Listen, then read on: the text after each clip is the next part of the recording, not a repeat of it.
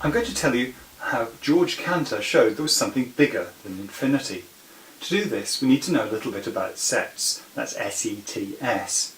Sets are just a collection of things. I could have the set of things called Brian, the set of things that look like an orange, or the set of the first 10 things you thought of this morning. One property of sets is their cardinality. This just says how big they are.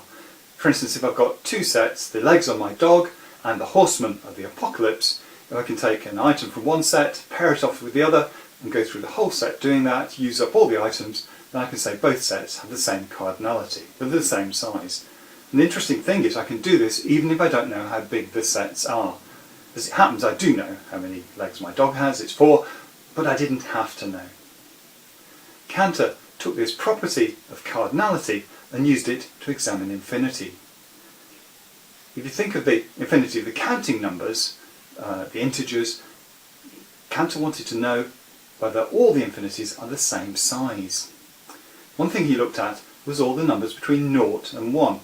What he imagined is writing out a list of every number between 0 and 1 and pairing off the items in that list with the integers. If he could write out that list, then he could say it had the same cardinality, it was the same size of infinity. And he did something really rather clever. First of all, he had to scramble up the numbers, because if you imagine just writing them out in order, you get 0.0000 all the way to infinity 1, 0.000 all the way to infinity 2, and so on. You wouldn't be able to write it.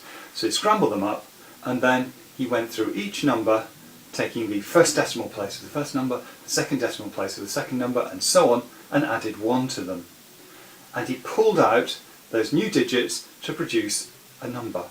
Now if we look at that number, it's a very interesting one, because it's not the first entry in the list, because it differs in the first decimal place. It's not the second entry in the list, because it differs in the second decimal place, and so on all the way through. We've created a number that isn't in the list. Cantor had shown that the infinity of numbers between 0 and 1 is actually bigger than the infinity of the counting numbers. And really, that's quite remarkable.